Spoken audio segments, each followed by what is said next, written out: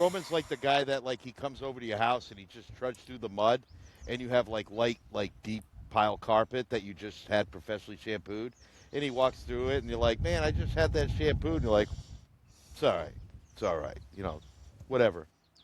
Just acknowledge me. It's fine. Like Roman Just acknowledge me. yeah, it's just trash your house and like, it'll be all right. Like I don't care. What the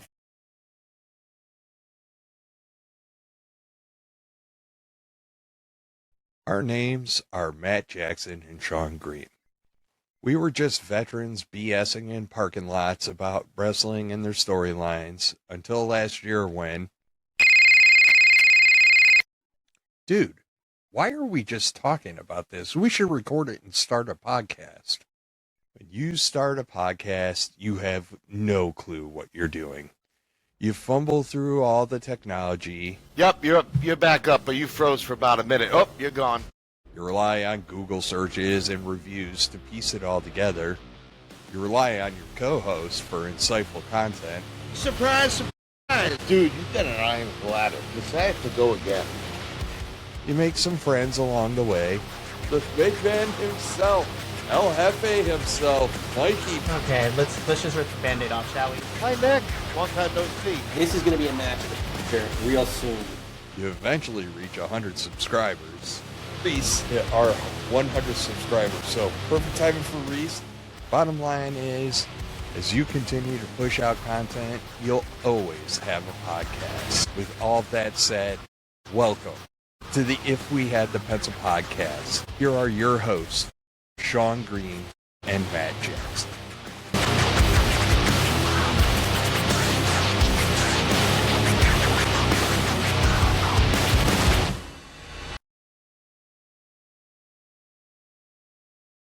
Welcome to a very special Great Outdoors Light edition of the If We Had the Pencil podcast.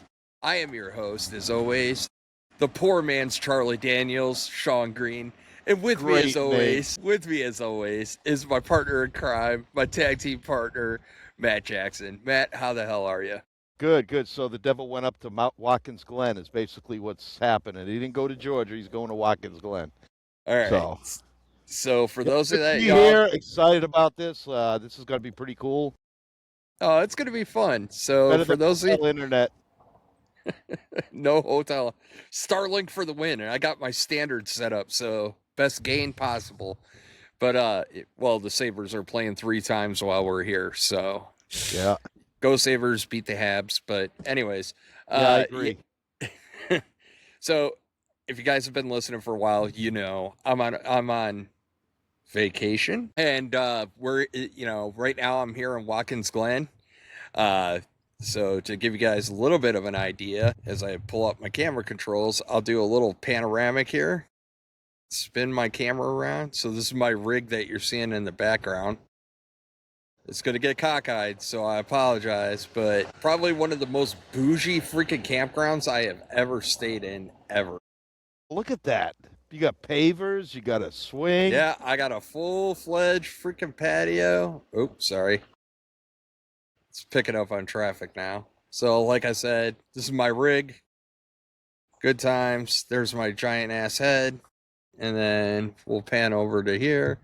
And then, as you can see, another campground. So, yeah, good times, folks. Good times. But, yeah, we're here in, like, the bougiest of bougiest freaking KOAs.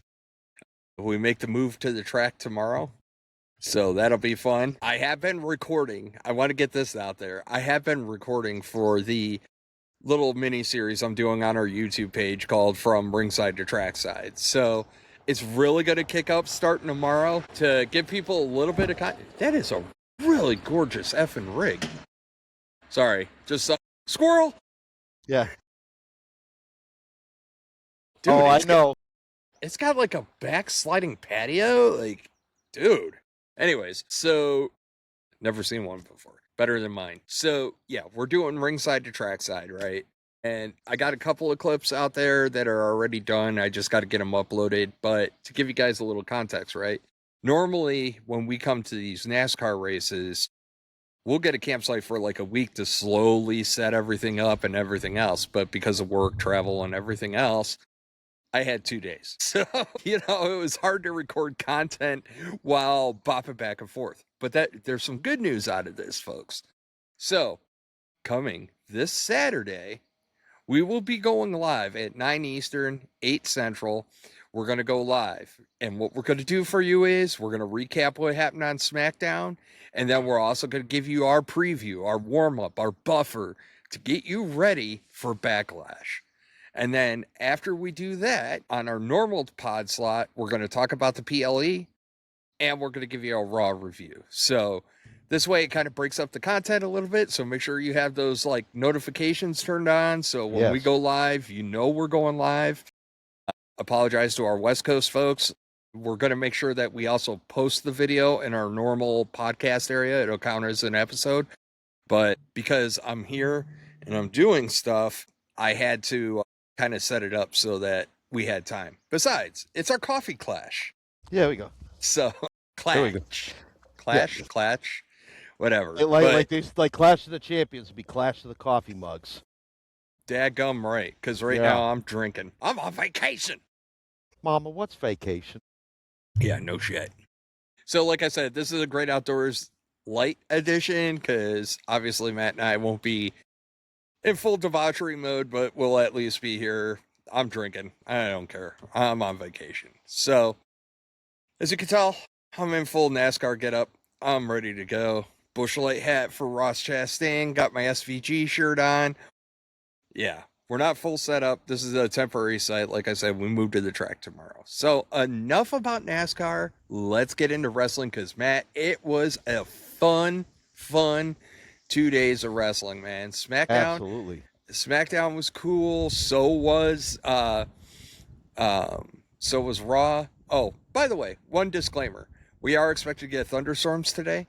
So if all of a sudden you see the camera jostling around and me scurrying, it's me getting all my electronics into the camper in time. So yeah. I love y'all, but I ain't taking a lightning bolt up to the hoo-ha just for that. So where's your dedication at? I know. That I left it at the door. So yeah, it's been a great weekend, man. I think I made this mention last night, like as we were watching Raw, and I basically said that like last night felt like it was more about the wrestling. Yes. Like it really felt like there was a focus on the wrestling and all the wrestling was supposed to happen. So it was really freaking cool. So, but yeah, I mean, Matt, you ready to get into it? Absolutely. All right. Absolutely. And here we go. Anyways. Vroom. Yeah. All right. So we kick off the show. We got a Cody Rhodes promo. He gets a nice little pop. People are happy he's medically cleared. Ricky Saints come out. So like we get introduced to Ricky Saints. I get it. They have a pass. Again, apparently this is a disclaimer episode, but Matt and I don't watch any other entity other than main roster. So their history and some AAA. We do watch a little AAA. AAA is the exception. Mask v. Mask. Can't wait. 30 May. Can't wait. Yep. 30 May. They're doing a great build on that. But, Ricky Saints come out. Apparently they have history in the past. Very cool. Nice introduction to Ricky Saints. I do like how some of their talent they're putting with their top stars right now and getting them out there and letting them, it's not just like, here's, developmental talent versus the new guy. There's actually some thought process. Yeah, no, they're putting their feet right in the fire right from the get-go, putting them with the top sink guy. or swim, mofo. Yep. Like, let's go. No life raft either and no water wings. Just figure it out. So we get Kathy Kelly. She's in the back after that. She's talking with Charlotte and Alexa. Rhea pops in like, hey, I can have your back. And we kind of get a nice little callback to some history there, especially between Charlotte and Rhea, And then, JC Jane ends up, we have a match between JC Jane and Charlotte Flair. Charlotte ends up taking the L, but they've been doing a really good job with that whole little group, faction, trio, whatever you want to call it, really kind of getting them, to establish themselves. Yeah, what a way to launch JC Jane on the main roster. You get a win over a 14-time world champion. Regardless of the fact there's shenanigans, she got the win. Now she's in a prominent slot. And aren't they doing a six-man tag, a six-woman tag on SmackDown Friday night, I think? Or is Believe this- so. We'll Yep. see. So We'll talk about it Saturday at 9 Yeah. o'clock Eastern, 8 Good. o'clock Central. So, 6 a.m. for you West Coast guys. Sorry. sorry. Watch the replay. Or grab a cup of coffee and join us. It's true. Amphetamines are great. Hey, you said that, not me. Cocaine's a hell of a drug. So we get I'm Rick James, bitch. got to be careful, man. Like, I have some like instantaneous Chappelle quotes that I go to that'll probably get us flagged. Anyways, it's okay. You totally detoured me, so I'm gonna go down this detour. So I'm a huge Chappelle Show fan. Huge Chappelle Show fan. And there is a skit that I think is effing hilarious where they do like a Sesame Street skit with puppets in the whole nine, but they're talking about venereal diseases. Yeah. My daughter had never seen, I made her watch it yesterday, and I just spent my time like, pissing myself. It's one of the funniest damn things I've ever seen, because like they had two crabs come out like, hey, it's crabs, your pubes will grab, catch us on bed sheets and your toilet seats. Like, oh my God. I haven't seen that in years. I gotta go back and watch it. Just look up the VD gang, man. Like, that's so freaking hilarious. But anyways, back to wrestling. Since we're in a jovial mood, we get Priest and R-Truth, and hey, we're talking about taxes. Like, why? It's 2 weeks past tax day. He's talking to Fraxium about taxes, but Priest ends up giving Fraxium a title shot. And then after that, we get some Danhausen, and we have the complicated, it's not Van Neumann machine. What do you call them? Where you have those elaborate setups where it does something like they when you open, people do it for porch pirates, where they'll when you open the box it blows up. Long story short, they set out a trap for Danhausen, Scooby-Doo style, pretty much. The trap doesn't go off. Danhausen's like, oh, I can buy so much with this. It turns out that it's 40 grand. Kit Wilson's like, the trap should have went off, and it goes off after the fact. It's very cartoonish humor, and I loved it. Yeah, it's just different, right? We talked about this a while ago. Danhausen and his stuff is a palate cleanser, right? It's just to change it up a little bit, change up the tone. I don't want everybody coming out being serious all the time, because if you are, it just gets monotonous. But if you have a little fun, humor, funny stuff here, there, or everywhere, it's pretty good. So we get this match between Priest and Truth. God, they should give them a name. But, and Fraxium. And I love Fraxium. They are so quick and so good. And, I think it's time to take a slight detour on this real quick, because we're going to start talking about Timu Bloodline, whatever you want to call it. There was a lot of releases, obviously, and a lot more came. I believe I saw JC Mateo is gone now. Yep, and Tongaloa. Tongaloa. Yeah, that guy. And I can't keep him straight. Day. If it wasn't for my daughter telling me, she will always associate Tala Tonga with Tala being tall. And that's how I did it. Oh my God, thank you. And that's awesome. Anyways, I really, I appreciate it. Man, my kid went down, she's an adult, but she went down a rabbit hole. She was researching the whole bloodline lineage and this, that, and the other. And I was like, it's oh, this guy is part of the family, but he was adopted. And in the 1970s, there was a blood pact, a blood pact between Rocky Maivia, or not Rocky Maivia, but Peter Maivia. Peter Maivia. I'm like, oh my God. And Peter was a legit Samoan high chief. He was, and that wasn't just a wrestling moniker. He really was a Samoan high chief. So there is royalty in that lineage. Believe me, Roman reminds us every week, every time he's on TV. along with those bouncing out, apparently New Day, Xavier Woods, and Kofi Kingston are also popping smoke. So sad to see him go, but I think my reaction to both those was for the JC Mateo and Tangaloa, I was like, they never got to have their voice, right? And like, so that didn't surprise me. And then honestly, with the New Day, you're a comedy act that turned heel that was injured. So I understand that they were probably just looking for opportunities or whatever, but they've kind of run their course. Like there's really nothing else they could really do with them, especially with Xavier being hurt. So it's a new era. Like, yeah. I think it's important to say that, like, over and over again. It's a new era. Look at all the call-ups. The roster is getting super duper young, and it's just that time. And like, we can love all our throwbacks and this, that, and the other, but you're just not going to get any juice worth the squeeze right now. And all this is to set up the fact that Tala Tonga comes out and just destroys everybody in the tag circles, right? Like, and we talked about this last week or the week before, how the MFTs are just a group of guys. They're not intimidating.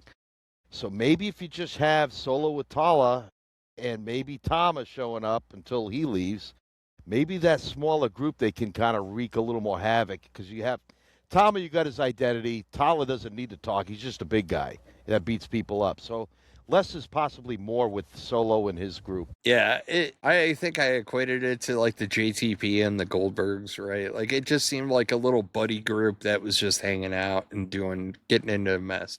But they do call out the Usos. Two of the most spineless. I am so PO'd at the Usos, and I'll get into it a little later too. But, you know, and I love Solo comes out on top in this promo battle. Yeah. Like, oh yeah. On top. Because Solo's like, they're like, hey, your tribal chief. He's like, F him. Like, essentially, he's like, screw him. I'm going to do, you know, it's like Eric Cartman and South Park. Whatever. I'm going to do what I want. Yeah, you know, no, I like it, because I like that Solo is still like, doesn't want to be Roman, doesn't want to be associated around him. So it makes sense. Yeah. We'll get into it in Raw, because I need to talk about that a little bit, because they fixed an egregious error. Talking about that. Yeah. Well, they fixed an egregious error that was said last week, you know, about, you know, Roman approving of bringing Jacob in. And I was like, where the F were you? You were hiding. You know, you're wise man getting put through tables and shit. Like, you know, and like, I appreciate that Solo was like, F him. Like, I get it, man. Like, screw that. And like, and it's an interesting dynamic, because he's actually related to Jimmy and Jay. So it's like, you know, whatever, man. Like, I'm not going to get into the Usos just yet, you know, because we get a little bit more from them later. But like, I appreciated Solo so much. You know, it's kind of funny looking back now in retrospect, as I wrote these notes while I watched the show Friday. Mateo and Tangaloa are still on the roster. I put, let's revamp Solo's group here. Maybe ditch Mateo and keep Tala and Tamba. And I said maybe whoever the other dude is. So, like, Mateo just wasn't working. He wasn't believable. I know he's a great amateur wrestler and all that stuff. He's a good wrestler, but he didn't fit in the WWE, or especially in that faction. He could have. We don't know. Yeah. That's the problem, right? Like, we don't know. You put him in a group and took away his voice. He just became a goon. And, like, you know, then we get your boy, the Glommer, saying, like, wasting our time, our TV airtime talking to Cody. Like, boo effing who? Yeah, I took, like, no notes off of that. It was so unremarkable, other than, like, Sami Zayn's on my screen, you know? And I like Sammy. Like, it's such a tough situation with Sammy, right? So tough. So, after that... Well, they are going a new direction with Sammy, so... Yeah, it's the world's slowest heel turn. It is. You know, they're behind the pace car. Yeah. NASCAR. And the pace car ran out of gas. Yeah. They're testing pit road speed at a short track where it's like 35. Sure. So we get Kilometer. Cody Rhodes and Ricky Saints. Nice intro for Ricky Saints. I'm gonna need more, but it was a good match. Like they worked well together. They did, and So I thought it was like a fluid match. Cody really stepped up his work rate. Like he had his working boots on against Ricky Saints. Like he really worked hard to make Ricky look good. So he did, and he moved. He moved quicker. Like some of his matches can bog down a little bit, but like he was moving and shaking with Ricky. I don't know if it's a comfort level thing or what it is. and it or was just nice to see Cody not be in the main event. It was just like Yes. the first half of the Yes. show. You got him out there for a match. It didn't have to be about the title. I like it when your world champions at least wrestle on TV, even if they're not defending the title every time.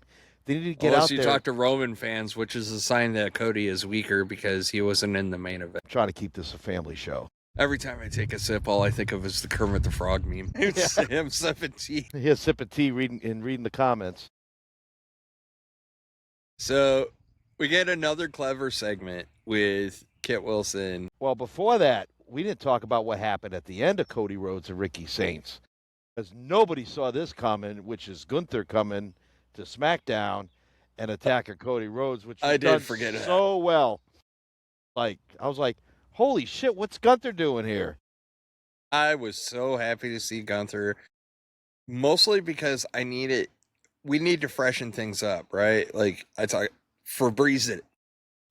I've been Got to saying, get the Febreze out, how many man. months have I been saying that Gunther needs to move to SmackDown? You have, and Yeah. I agree with you because it's just something fresher, right? Like I don't want to see Cody or Randy. I do, but I don't. And Matt is gone. The camera has won, and then he's back. Half my herb He was god just so went- flummoxed that Gunther came out and just, had his way with Cody Rhodes that he had to walk it off. I did. Well, no, actually, my herb garden the wind just knocked over my herb garden, so I had to pick it up. Gardens. Spearmint, parsley, oregano, basil.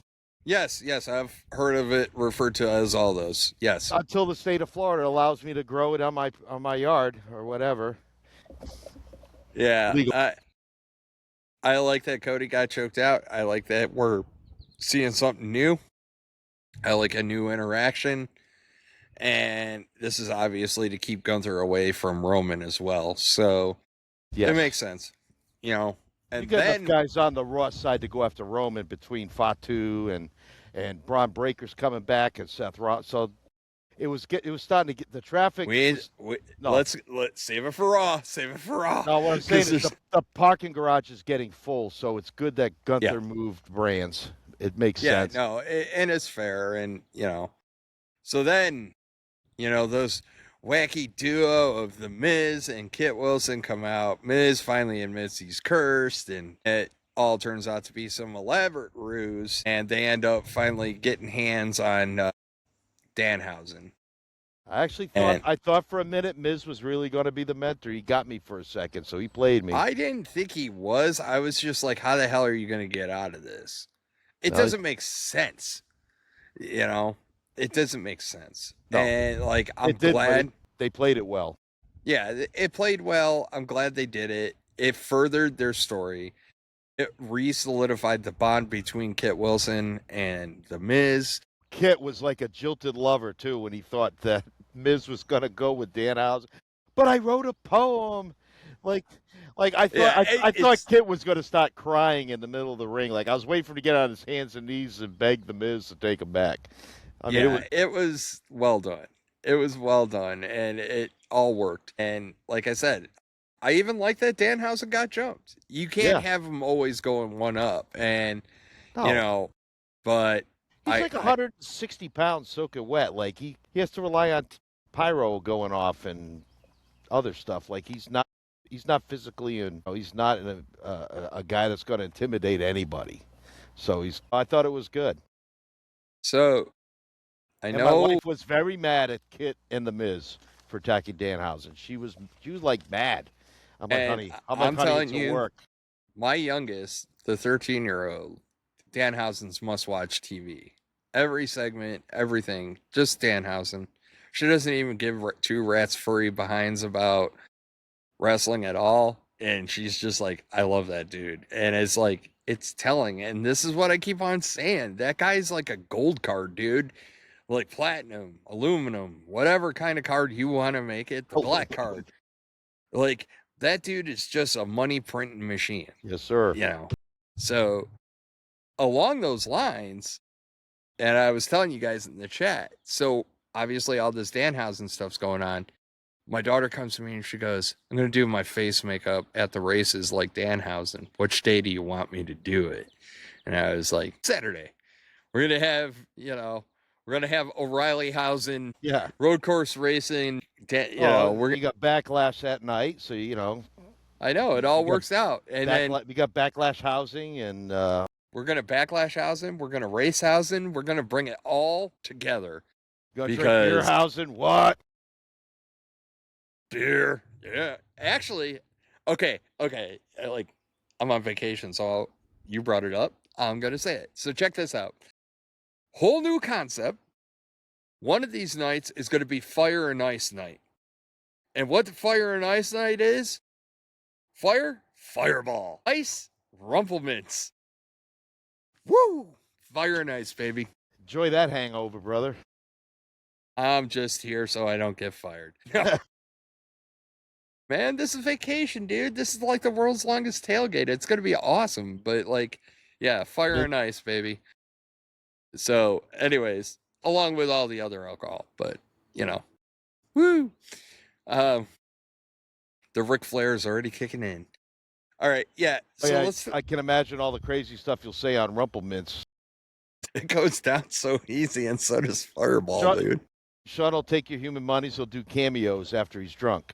I will do cameos after I'm drunk. I'll do cameos from the race. Or I might even pop into somebody's watch-along from the racetrack. Anyways, yeah. Poor bastards. By the way, BC WrestlePod is hosting a watch-along this weekend for Backlash. You will probably see Matt there. You may see me there. And I will pop on Nick's podcast, which is Nick's Wrestling Club Happy Hour on Friday. Yep. Trivia night. Trivia night. So... yeah, please go look for Nick Teodoro, Teodoro, first name so Nick. Glad you can spell Look for him on YouTube, and Sean and I pop in on his podcast a lot. And again, BC WrestlePod. So maybe we'll put those in the description. But Nick's pod is always fun because he does some off-the-wall stuff, and it's always a good time. Hey, so I have an unpleasant question for you. How's Royce Keys working for you? I wasn't really impressed with the match with Angel. I like the story behind him and his life and what he's gone through. Maybe we should wait until after he wrestles and we talk about the backstage segment he had with Jacob, because maybe that'll... Well, we're up to his match, which was kind of meh. But that was short. I see it, I get it, but I don't think everything's clicking yet. You know what I mean? The Christie Housen just came home. Very nice. I have the kid Housens in the camper. They're watching F1 right now. And it's Teacher Appreciation Week, so she has a whole bunch of candy bars. I appreciate teachers. Where's my candy bar? Where else? No, she's a teacher. She gets it. Yeah. So yeah, I'll be in a diabetic coma by 8:00 tonight with all the candy she just brought home. All right. So we get a fun segment with Chelsea and Tiffy. Julia and Kiana show up. I don't know. This didn't do much for me. It didn't move the needle. I think putting Chelsea and Tiffy together, whether against each other or whether together with each other, I think that you can have a ton of great television moments with Chelsea and Tiffy. Yeah. So after that, this is the segment you wanted to talk about. Sounds like you don't agree, though. You're not a big fan of Chelsea. I don't mind it. I need more. I don't mind it. Chelsea will be the one putting in the yeoman's work for that because Tiffany's less experienced, but I think it could be really good, especially if I think Chelsea you would takes get the wheel. better interactions with Chelsea and Tiffany than you did with Charlotte and Tiffany. Yes. Is kind of my point, right? So I just need to see it. I need a little bit. I have some scar tissue. We got to peel the scab off a little bit, but we're up to the point that you wanted to talk about was Royce with Jacob, which I thought was actually pretty damn powerful. It was. To be honest with you. Especially when they were talking about real stuff, living in cars and driving. I'm like, okay, now like, because I'm like, Royce was just a big guy that came in and beat up people, kind of like Obafemi. Now they gave Obafemi that open challenge. He's got something to do. I think now I see this Royce and Jacob becoming a thing together. I hope so. And I think that'll be good for Royce, and I think it'll be good for Jacob because Jacob can't fight the whole family by himself, so he needs an ally. The family. We got family. You gotta watch out for the family. From the streets.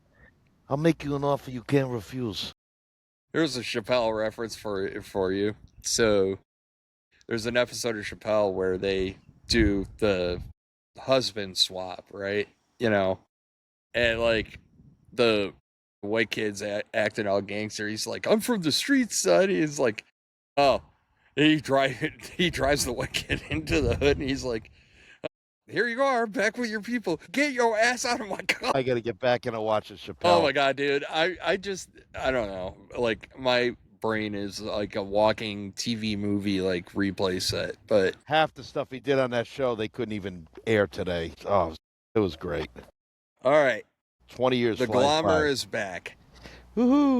And he's cutting a promo that I've never heard a human being try to justify his existence as much as this, and it was just not working for me. And it was like he compared himself to Bob Dylan. Yeah, like no, like I could talk for 2 hours on Bob Dylan because I've listened to a lot of Bob and know a lot about Bob, and I'm like, when Bob got electric, they booed him. Like, yeah, but they got over it quick. Like, they're not getting over you, Sammy. No, I'm so torn in this, right? Like, there's a little bit of this Sami Zayn character that's actually pretty good. And like, Sammy is one of those weird ones where like sometimes a little less is a little more, but a little more of his body language is really good. Yeah. Does that make sense? Yeah. So I'll give you an example. He was spiraling throughout that. It started off and it just kept spiraling. The more he spirals, the better he is.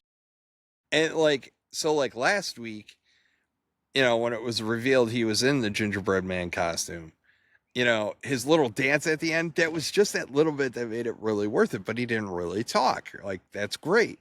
And then like he's rambling on, and I'm Bob Dylan and all this other shit. And like, I'm like, please make the bad man stop. And then like we get to the part where he's just going ham on the Gingerbread Man outfit, and I'm just like, my God. He ripped off his gumdrop button too. How could that's this cruel, and then it's just heartless. So Trick comes out and makes the save, sort of, for the Gingerbread Man after his gumdrop buttons have been ripped off. The fact that he throws up the axe for the Gingerbread Man was just so good.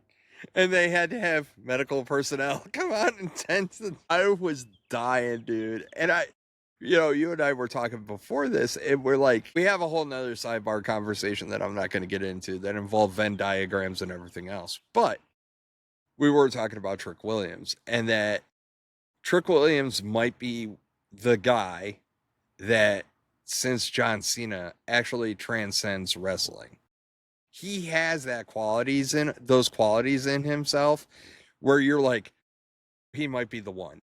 You know what I mean? He might have pulled the sword out of the stone. I don't know. I'm just saying.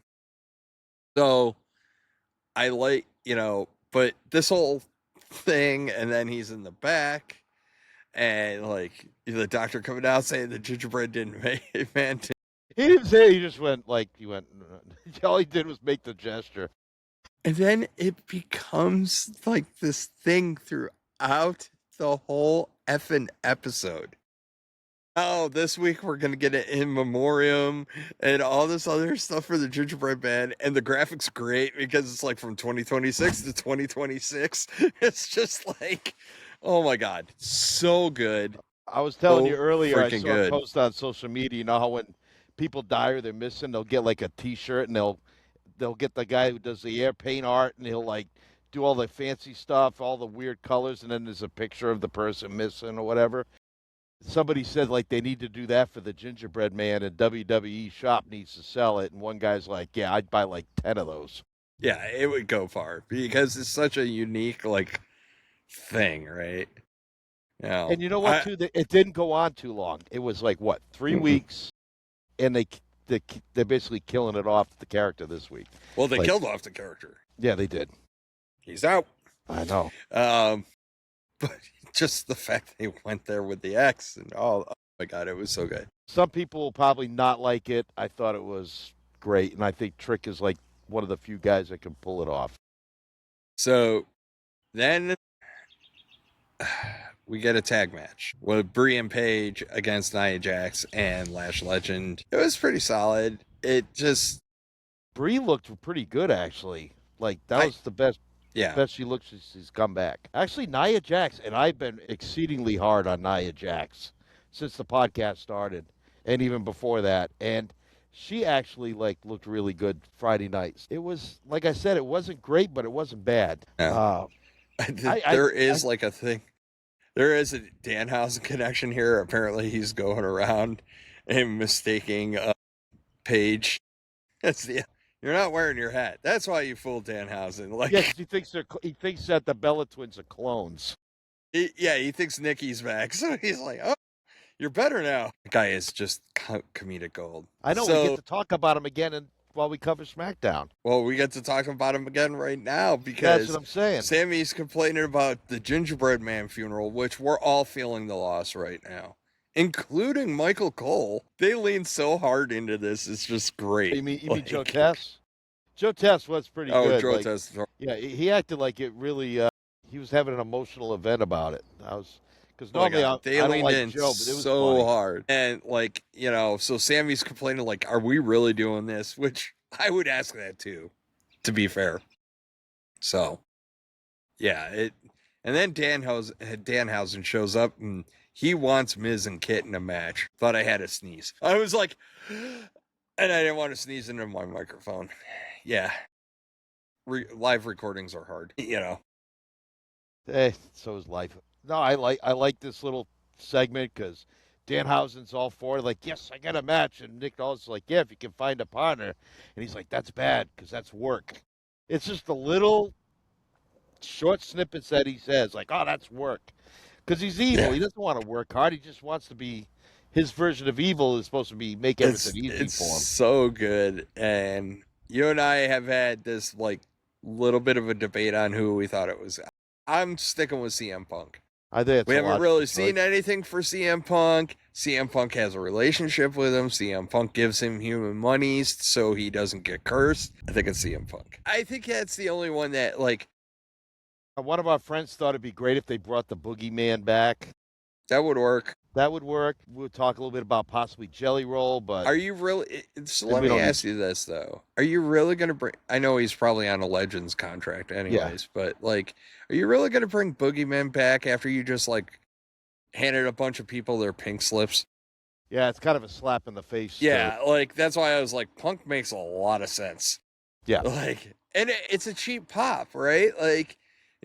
Obviously Miz and Kid will come out first, and then Danhausen will come out, and they'll be like, maybe they bring back the midgets again, and then they're like, so Miz thinks, Famous Davis or whichever one he had punch Kit in the junk. Yeah. Is going to be it, and then, Punk's music hits. So I think Punk would be the best one to be his partner because it would just throw everything off. Yeah, and the fact that they're friends anyway, and they've worked in the past when they were in AEW and other stuff. So I think it'd be fun. I just have a feeling WWE Creative is going to find a way to F it up. I don't disagree. All right, so sorry to suck all the air out of the room. Well, we don't have a lot of faith in Creative. It's because they pick and choose when they listen to this podcast. We give them all the great ideas, and they don't listen. I know. Sometimes they do, and don't give us credit. So. Bastards. I'll have to have my guy talk to their guy and get this all straightened out, Have your people talk to their people and then have their people jerk their people off. Right. Bingo. That's a Chevy Chase thing, and I can't think of what it's from. Anyways. Is that from Fletch? I'm pretty sure it's from Fletch. I'm a huge Fletch fan. Like the first two, not the new one. But the original two are just comedic gold. I just hit a water buffalo. Can I borrow your towel? And half our listeners are going, these guys are old because we don't know what the hell they're talking about. Don't hate. I know. You know what though? Everybody goes, you're old until they watch the movie. I'll give you the best example. So after the Bills season was done, my daughter and I went on a soul cleansing onto NASCAR day. So we watched Days of Thunder, Stroker Ace, and Talladega Nights. And honestly, the one that she liked the most was Stroker Ace, Wow. which is an old one with Burt Reynolds. Yeah, So I know. I was like, nice. You know, like I said, she's in her 20s, but it was like, you know, so can't always knock the old school stuff. Some of that stuff's No. just hilarious. No. Like, who the F thinks of that? Like, sees a chick in a towel, he's like, my car just hit a water buffalo. Can I borrow your towel? Like, brilliance. Anyways, so we get, you know, Timu Bloodline versus the Usos. Or Wish.com Bloodline, Well, wait a whichever minute, you're going with. Yeah, we'll call it Wish Bloodline versus Timu Bloodline because it's all. The Timu Wish Bloodline? Do you double dip? Can you Wish.com Timu? Can we call it Dollar Tree, Family Dollar, Dollar General? Can we start adding all that? The dollar bills, y'all. All right. Anyways, we are going down some rabbit holes today. Can I get something off the value menu? Like a liter of cola. Yeah. It's amazing how much more vibrant I am when I'm not like intensely working and exhausted. So we get the Usos and Solo and Talatanga, and this match ends in a DQ because of Jacob Fatu, as was foretold. And man, oh man, are we hearing about the Tongan death grip? I like it. I like it, though. I like it too because like it's selling it as deadly, and it's not supposed to be like an everyday move. And we'll get more into that because they really hit it on Raw. But yeah, they did like, in depth. Was it Wade Barrett was the one that when he first hit the Tongan death grip, like Wade jumped on it. Corey's done it as well. So the announcer team is doing a really good job of like making this Tongan death grip like it's instantaneous death hold. Like really good. Yeah, no, it's really good. And like, yeah, we'll get into it raw. So like, you know, Jacob's obviously fired up and he's going to dog walk Roman's ass. And like, just like, this goes back to the earlier segment with Solo. I just like that they're like, you know, the Usos being like the spineless worms that they are that just flipped over. But here's the problem, man. They come out and they act like faces. Mm-hmm. Are you faces? Are you heels? What the F are you? I don't even know what they are. You're cronies now. Do you deserve like a big pomp and circumstance intro? Like, I don't know. Maybe I'm being too petty about it, but like, I just don't understand anything about them right now. They are so effing spineless in this. Yeah. Like, how do you just flash to bang? Just be like Roman's bitch. Yeah, I know. Like, I don't know how else to say it. They just rolled right over. Well, they kind of explain it like family matters above all. So yeah, family matters. It doesn't mean you got to act like a little bitch. But I got family members that I don't care if I ever talk to or see again. You have disagreements, but it doesn't mean that like one member of the family gets to treat you like shit. Right. Yeah. You know, unless they're so old that you just, that's the way grandma is. So we're just going to have to let grandma be grandma, okay? Yeah. You know, like there are those, but like those are the rare exceptions, and Roman sure as shit ain't it. So it's like those two just is like after getting treated like crap, just like, okay, Roman, I'll be your crony. I'll be your voice box. Let me go to SmackDown and pass along your message. You're like, fuck you. Anyways. No, Roman's like the guy that like he comes over to your house and he just trudged through the mud and you have like light, like deep pile carpet that you just had professionally shampooed. And he walks through it and you're like, man, I just had that shampooed. And you're like, it's all right. It's all right. You know, whatever. Just acknowledge me. It's fine. Like Roman just acknowledge. Yeah, it's just trash your house and like, you'll be all right. Like, I don't care. What the yeah, there you go. I was trying to use a better way to describe it, but you nailed it. Boom. But final thoughts, SmackDown, it was a fun show. I couldn't believe how fast it went by. I'm kind of going to be bummed out when the 3-hour SmackDown leaves. 2.5 is the sweet spot. Yeah, but they're going to go back to 2 and stuff's going to get I know, left we out. have to watch Braun Strowman eat lots of food. Well, we don't have to. I'm not doing it. Doesn't matter. We must allow time for. He has taken one for the team and gone out, even after being fired, and shovels food in his face for your entertainment, Matt. We must cut an hour of SmackDown. So this is what I want to see. Let's see what the ratings are for the third hour of SmackDown for the last X months. That's not fair. That's not a fair comparison. See, people do that. No offense to you. People do this shit all the time. Oh, let's compare the ratings. Bro, you have your main event in that last hour. That is not a fair comparison. But even so, do you think that Braun Strowman's pig out show is going to like equate even half of the ratings that SmackDown was pulling?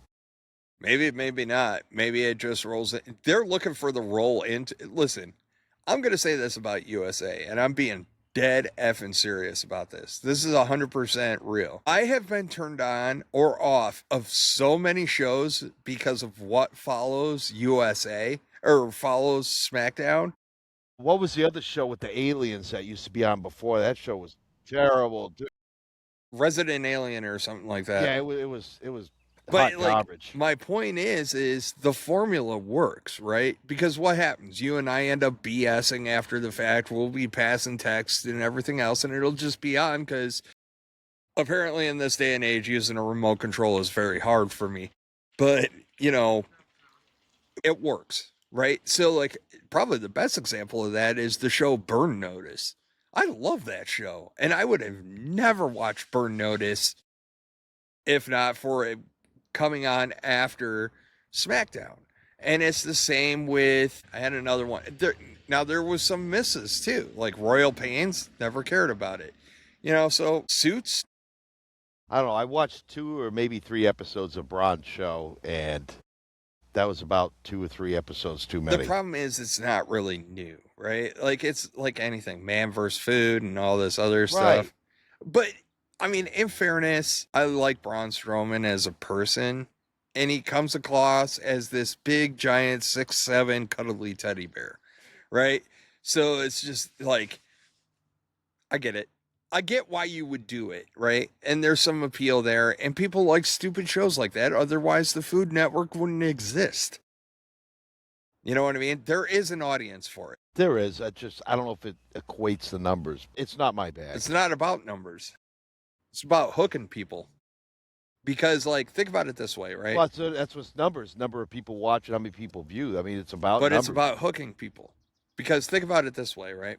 And this is why it's beneficial to WWE as well. You are a wrestling fan. You're watching SmackDown, right?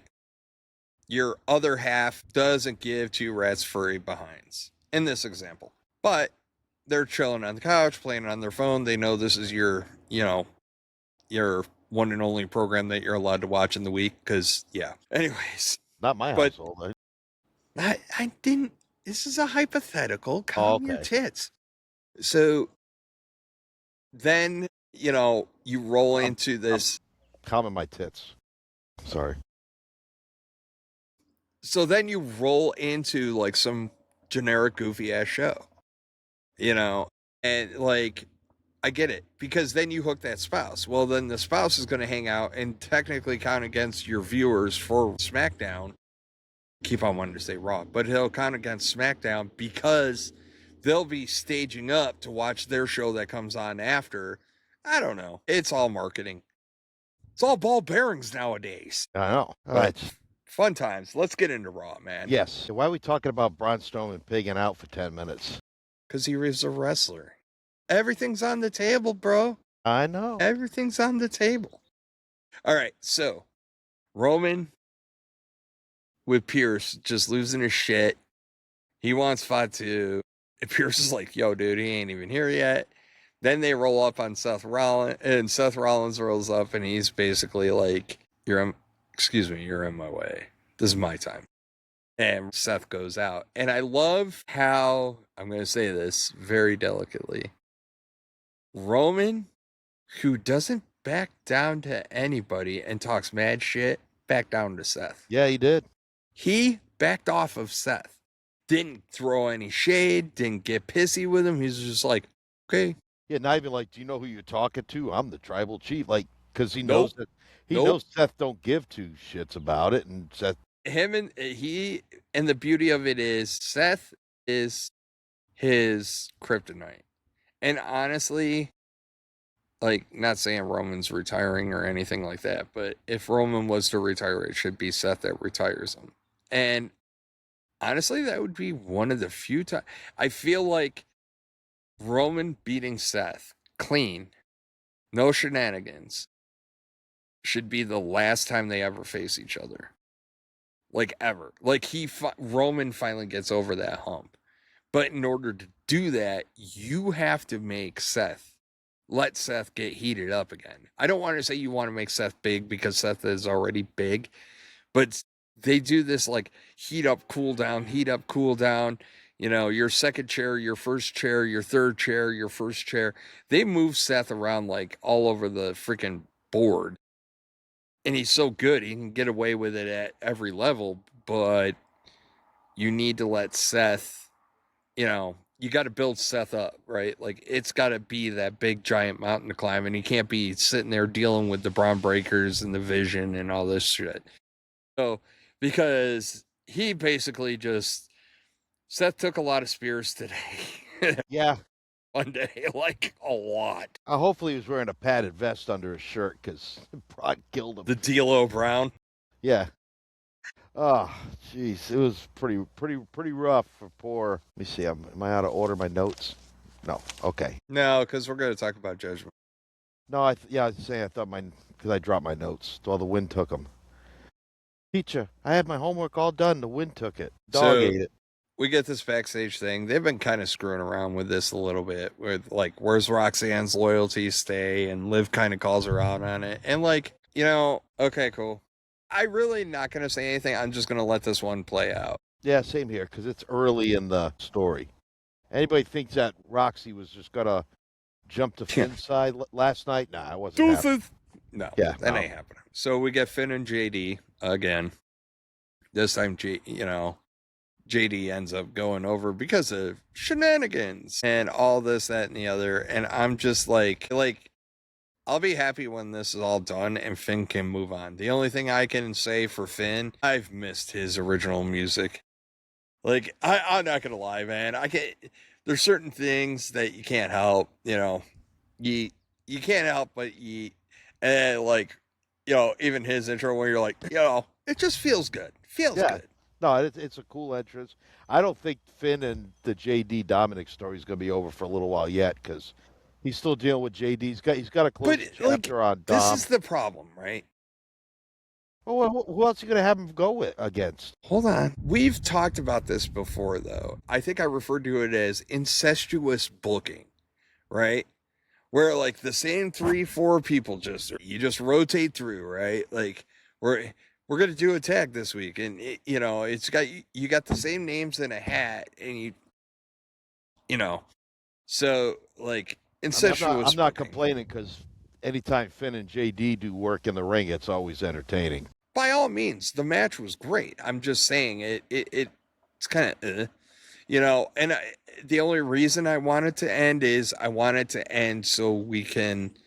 I just don't want to see like, okay, this week it's, you know, Finn and JD. Next week it's Finn and Dom, and then you know, it's all of that I don't want to experience. And now it's August, and it's still Finn and JD and Finn and Dom. Yeah, I know what you mean. Yeah, you know, that's all. It's just I need a little bit variety to spice the life, baby. You know, we get a nice little clip. You know, Seth. You know, I ain't dead yet. Very nice. You know, so I'm just gonna keep fighting. We get a moment with the Vision, and we see the genius of Paul Heyman, right? Logan Paul is losing his shit about Joe Hendry, and like Paul Heyman basically goes, "That is why you're not facing him tonight.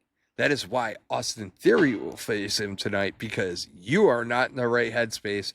And Braun Breaker, because of his actions, almost got his ass suspended tonight, and we don't want that either. So we are going to play it safe. And it was just so very well detailed. It was so well done. No, it was. So well. And then it makes you wait longer to actually see Hendry and Paul down the line because they're going to probably throw that on a PLE or something. So No. Heyman's It- just the dude's. Well, you perfect also got to with- remember too, Joe Hendry's got to get his footing, right? Like yeah. He's been on the everybody has roster to have 2 time weeks. to kind of get themselves Right. established.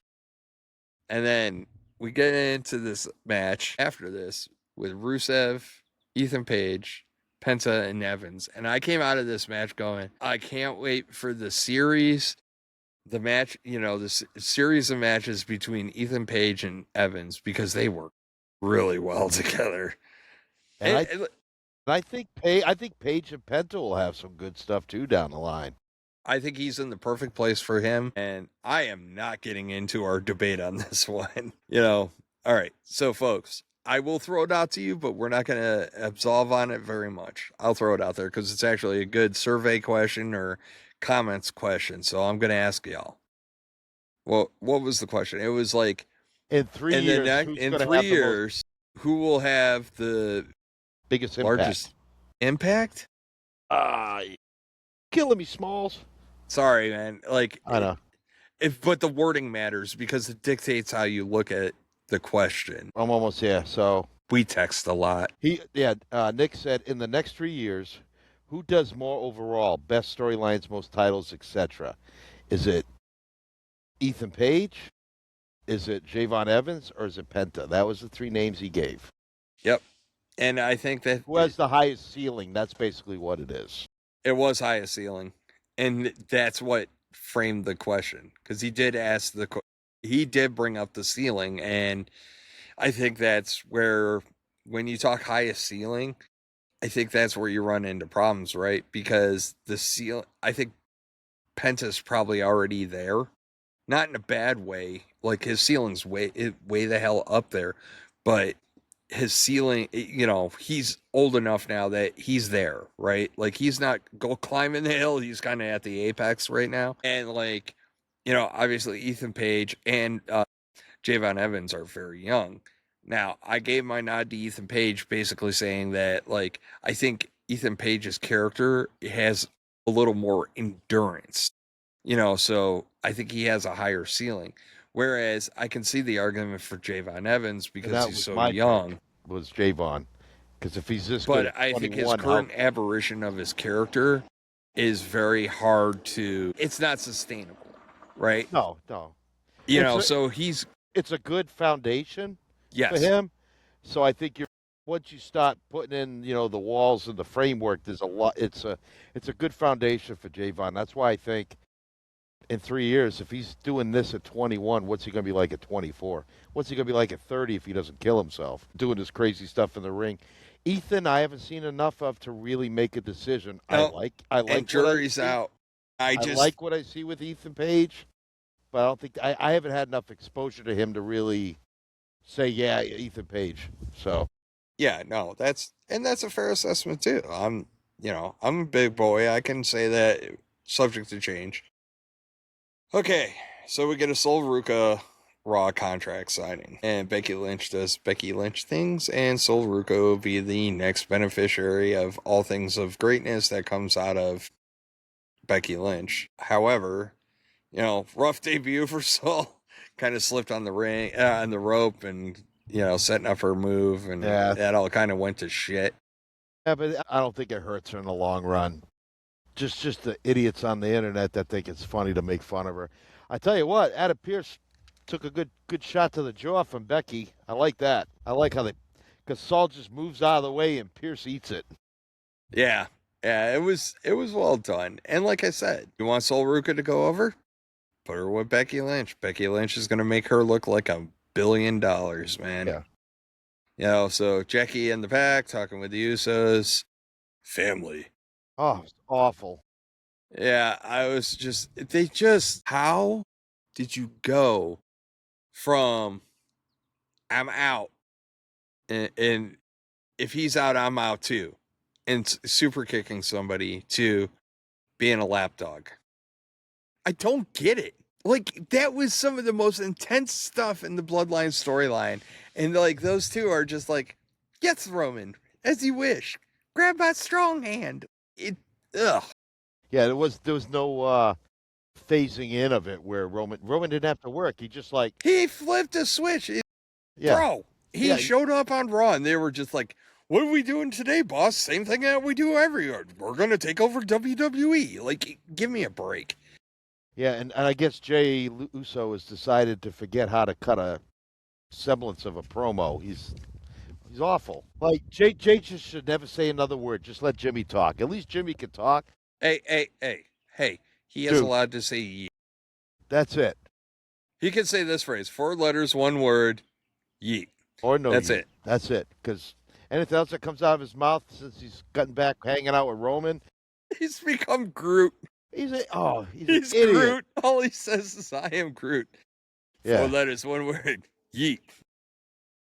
What do you think, Jay? No yeet. You're like, that's it. Like he's Groot from freaking Guardians of the Galaxy. I am Groot. All right. So we get a match between Joe I can't Hendry. wait to see what the shorts are that's gonna show up when we go with the in post. rare form. Well, it's good. It's So still we early get- in the day. We're not like exhausted by being up for 10 hours. So beautiful. I know. Beautiful. And the weather's beautiful until that Here, storm too. comes. Yeah. Well, Speaking of which, whoop. is it tracking in? Let me see if I can spin the camera around and actually see it. So you know how it was like blue skies? Yeah. It's Yeah. edging its way in. All right. Yeah. It's coming. You know. But Sean's hardcore. He's hardcore. He's hardcore. Sorry. Okay. I get the hardcore title. I can beat just like Travis Scott. So we Please get God, this no. I don't know how to walk slow. Ask anybody, they'll tell you. I outpace them. Listen, we actually had this conversation yesterday as to why it is very difficult to go shopping with me because I treat every trip to a grocery store like it's supermarket sweep. Up and down the aisles, I'm just grabbing what I need. I know as soon as I spot it, I grab it. You know, I might have to do a couple extra laps for stuff I actually needed to grab, but everything's supermarket sweep. Anyways, so Joe Hendry gives us an encore of the Fire Logan Paul song, and nice little match. It's really interesting that like Logan or Joe Hendry has been roped into this whole like vision thing, especially with the Street Profits like careening around, right? And Seth comes out and you're like, oh, Seth's finally getting his. And Seth got his in the form of a spear. But it was a short match, did what it needed to. And it kind of, like a better way of putting it. And it's not fair, but like it shoehorned Joe Hendry into this, right? Yep. Like, but it looks like Joe Hendry and the Profits can hang out, but Seth ain't on the list. Not yet. No. Actually, the best part of this whole thing was the post-match brawl. Like once the Profits came out and Montez Ford is like trying to outdo Javon Evans and catch an airtime. He jumped over Seth Rollins and over the ring post and landed on the guys outside the ring in the same move.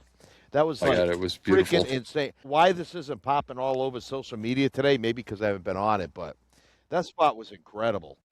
So it was. There's a lot of good stuff going on, man. New era stuff. Judgment Day's in the back. Bailey, Lyra, they call out. They say they want a match, and Liv goes, "We go." So the Oba Femi Open Challenge. This was okay. it. Fact that Tozawa comes out, I like almost wish The look on Oba's face too was priceless. Yeah, Oba was kind of like, "Are you sure you really want to do this, big man?" Like, you know what I mean? He was really like, really? It's gonna be you? And I appreciate that Tozawa had played it up and backed out, and he got Otis to take it. I know why they did it, and I know Otis is essentially cannon fodder. But the first couple of minutes of this match was really fun. And I really, really enjoyed them kind of trading power shots, right? Oba tried to blast him off his feet, couldn't do it. Otis tried his power move and Oba didn't budge. I love that tit for tat, back and forth, yin yang. You gotta. Yeah, and then finally Oba's like, I've had enough of this, and ends it like with 3 moves. Hey, look, Otis did the Lord's work and freaking flung his ass up there too, so Oba could get him up. Like, let's be real. Yeah. Otis did a lot of handiwork. So, Yeah. like, Oba tossing Otis, so I was like, good Lord. That guy is a freak of nature, strength-wise. Otis is about what? They bill him at 330. So I'll say he's probably 300, 310, because they always make him bigger, when they announce their weight. So if they announce Otis at 330, I got Otis is at least a 300-pounder. And Oba Yeah. just like tosses him. And then he's smart because then he puts him up on the second turnbuckle so he can get the leverage to powerbomb him.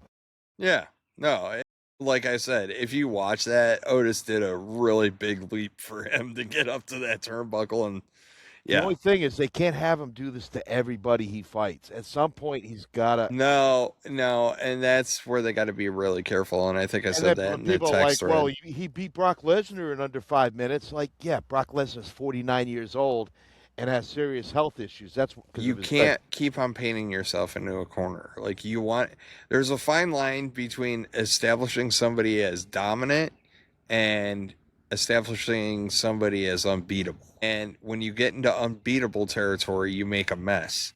Part of the problem with Gunther right now is his losses look horrible because you made him so unbeatable, right? Like, this guy's taken out, like, I think he beat CM Punk. I think, whatever, right? Like, he took out John Cena. He retired AJ Styles, but he lost to Sami Zayn. And he lost to Jey Uso. Like, it hurts your credibility, and you write yourself into a corner with these guys if you're not careful. And I think I'm willing to give it time with Obafemi because I do think this challenge is going to lock somebody in, but, like, yeah.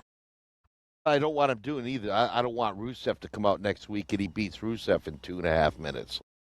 No, and that's why you're right, but like Otis is a lower mid-carder guy, so that makes sense. But if you start doing it to Rusev and some other bigger mid to upper mid-carders, then, man, who you got left from? Like, and that's, like you said, they did that with Gunther, which hopefully on SmackDown they right the ship. But all right, so let's talk about El Grande Americano, the good one, not the evil, scummy original version. This is one time where, like, Coke Classic isn't as good as Coke 2. Like, the work that my favorite El Grande Americano does versus, like, let's be real, Chad Gable's phoning it in. Not in a bad way, but character is... It's written in that way. Yeah, the character is phoning it in. They're mocking the lucha culture. Right. Like, he's phoning it in, though, right? Like, he'll say, like, 2 words in Spanish, whereas, like, all the guys that are with Ludwig Kaiser, the true El Grande Americano, are embracing the culture. Right. So that's why I love it. And I love it so freaking much. And we know which one's getting unmasked. I'm sorry. If you unmask the true El Grande Americano, you have effed up royally. You will never recover from that. And you probably just pissed off like 3/4 of the country of Mexico in doing so. But I like how they got around the stipulations where they're like, no. That only applies in Mexico. That doesn't apply here. Brilliant. Surprisingly, this was the best match of the night. Yeah. I think it was a lot of flippity-flop. It was good to see the Good Brothers. Why did we have to put mask on the Creed brothers? Why? Just because. Because okay. we all know it's Gable. Yeah. Well, no. The original said he talked to his good friend Jake. I know. We all know. And wrestlers never lie. Okay. Never. Not Chad Gable. Like Gramp. He's a former Olympian. He was a former Olympian. Olympians don't lie. Yeah. So. But my question is, when this is all done after May 30th, and Chad Gable is not wearing his mask, how do they set him up? Is he still going to be obviously going to be with the Good Brothers? But what's their role going to be? I think he's been away long enough and under this, like, mystique, if you will, that we We might be doing the emergency relocation pod here in a minute. Well, all we got left is this, and we got the Roman Reigns. I know. Promo. Roman Reigns. Reigns. We can go right to them. I mean, Parking see. Well, no, long story short, this was a really good match. And I do like the rivalry, but we all know who's losing at the end of this. Right? So, no Roman in June, Matt. He's going to be full-time all summer, so now we're playing semantics because summer doesn't start until June 21st. Right? That's what we're doing. We're playing semantics. I know. And what people don't truly understand is that he would have it's the one thing that dings his legacy. It really does. It hurts his legacy because, like, he only has this reputation as a part-timer. And then he comes out and opens his mouth at WrestleMania and says, I'll be here all summer. So he starts showing up to shows and you're like, oh, hallelujah. And then, like, you and I thought that, like, yeah, we got him all the way through August, through I said it right after that post show. I was like, okay, if you're going to be here, I'm cool. Have the title. But then, like, bro, there are just times I have to avoid the internet with some people because, like, the justifications. He's a dad. Well, so, no shit. So am I. I work 5 days a week. He works 1. We'll call it 2 with travel. Like, whatever, dude. Like, give me a break. And then it's like, oh, he has leukemia. Yep, he's been doing that for a while. What's your point? And then, like, the latest and greatest has been, like, CM Punk. We haven't seen him in, like, 2 weeks. It's like, dude's been are you for real? Are you for real? Every week, like, he was there even when he had his torn bicep. He was on the show. Yeah, like, he was doing give me a break. Commentary, doing stuff. Yeah, give me a break. Like, I love people, and everybody's entitled to their opinion, and I'm not saying mine is right, but, like, can we just stop twisting logic to accommodate Roman Reigns? Like, bro, it's okay, but he shouldn't have the title if he's going to be taking hiatuses. And I mean that sincerely, because the last thing I want is to see a title vanish. Another thing I'm tired of freaking contract signings. They're way overdone, and they never go, like, stop. What? A contract signing that went sideways? You don't say. It's ridiculous. We had 2 this week. That one with him and Jacob kind of answered some questions, right? It did. And actually, we did get the contract signed, and they waited for the shenanigans until after all the legalities were taken care of. Well, because, like, I'll give you a good example. So last week I lost my mind because Roman's like, oh, I told Solo to bring you in. And it's like, you weren't talking to Solo. You were just letting him run amok. And then they were like, so it was like, okay. So, like, I gave, he kind of self-corrected. He learned what the transitive properties are, which are, I brought in Solo brought in you, therefore I brought you in kind of deal. It was just all this gobbledygook. And the one thing I really, really need to happen to Roman Reigns is him to go on this tear about, I feed everybody, blah, blah, blah. And somebody just be like, dude, just shut the F up. We get it. He says that ludicrous statement, but then he made a really good statement where he's like, as family, we're all equal because we're blood. But when we get in the ring, and I'm like, that's a great line. That explained a lot. Yes. But when you just sit there like, you only eat because of me. Like, I feed 180 people. The fuck you did, man. No. He comes across... if you're going to say bullshit, make it at least halfway believable. He is so important to himself in his own mind that he has Roman probably really believes that he feeds the whole Samoan dynasty. Like, he probably really believes that. Yeah, it's not just a character. Look, and then we get the whole talk about the Tongan death grip. Like, you're not supposed to use that, blah, blah, blah. And Jacob's just like, I'm doing what I got to do. And I was like, bravo. Thank you. Like, it makes sense. Answered. Question, answer, answered.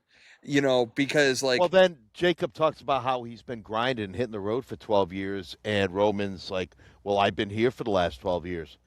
Well, if you're supposed to be such a good family guy, why are you being a dick and never offered Jacob the help back then, but now you want to take credit when he comes in over the last couple of years? Yeah, there's still Get off some your high horse. If you're there is really definitely some if you were really the family self-aggrandizing. guy, you would have brought. Yeah, it's horse shit. Well, like last week when he was like, "I can't give you a match. It's nepotism." I'm like, the whole bloodline is nepotism, you moron. Like, give me a break. Yeah, it's just yeah. But I don't want to turn this into like a Hammer Roman segment No, that'll go on for a half hour. Because there was parts of it that was like really good. That to me, that's what was frustrating. Because like Roman said some really good stuff, and then he goes right back into the Roman, whatever. He goes back to being Roman. He goes back Roman Reigns. Yeah, Romanesque. There we go. He goes back to being Romanesque and not making sense and just being like, I run stuff. The only reason why you have anything good in life is because of me. Yeah, yeah. There's a lot of self-importance, and there's a lot of like fans the whole time are like, holding up their wands, barking seals, baby. Yep, that's all they know. Sucking off the Roman. Yeah, give me a break. It's what we do, whatever. They're the ride or die, like the ones that Sammy's looking for. Those fans at home, all my fans go home. They stay home. They don't drive. My fans don't drive, and they don't buy tickets. They just watch. They're voyeurs. All my fans are voyeurs and cuckolds. Thank God we put the meant for adults thing on our videos. I put the E on our stuff. Yes, we do. We've been a little explicit today. That's okay. I think if somebody I can't wait for the weekend. I think if somebody like did the research, I think this is our most F-bomb riddled episode ever. Yeah.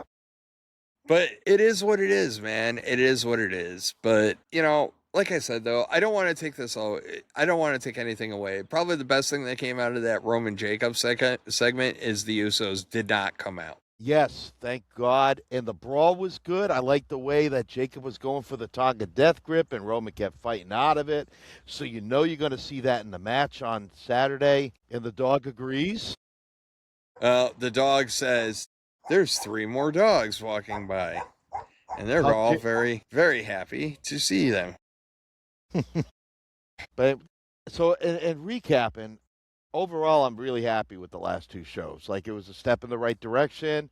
We're kind of getting away now from WrestleMania season where, we got the new signees coming in. Now it's like... Yeah, reset button has definitely been hit.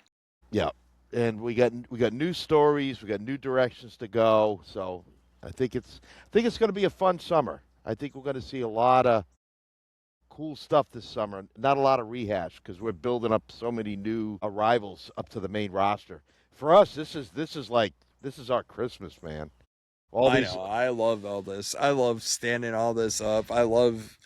It's a fun time, man. And like, I love seeing all the new talent because like we get to grow with them and stuff like that. And it's exciting for our audience too, I think, because we get to give you some unvarnished, untainted like views on them. Like, so, and I know like some of the other wrestling pods now are like reaching out to us because of that, right? Like, they're like, oh, I love this person in NXT, but what do you think? And it's like, or wow, this guy's great, or whatever. For example, Danhausen the night of review, everybody's like, so what do you think of Danhausen? I'm like, he came out of a box, he danced to the ring, he stood there, and then he left. Like, I need more.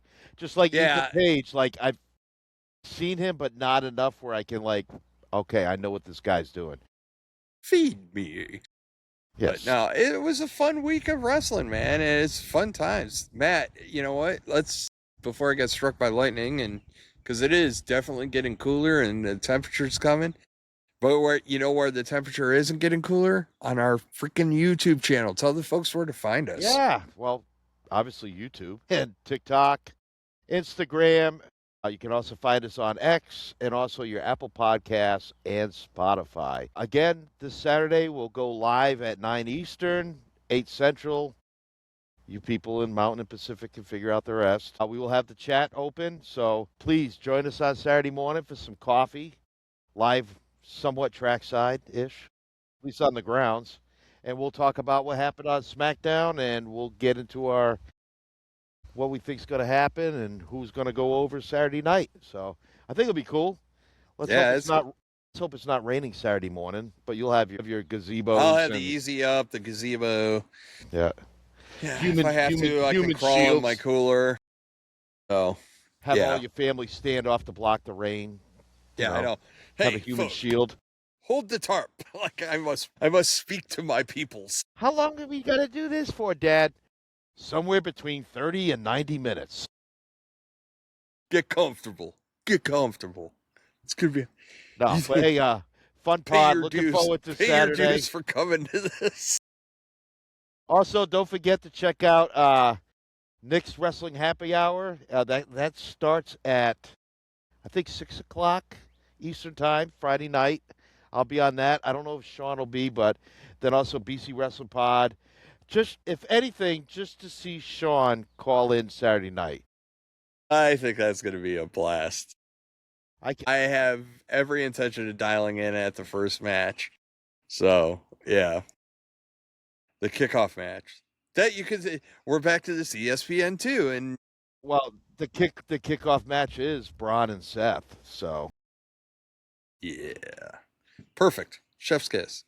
There you go. Well, listen, hopefully the commentary doesn't get drowned out. Just saying. Well, I think it was a really good. And then this happened.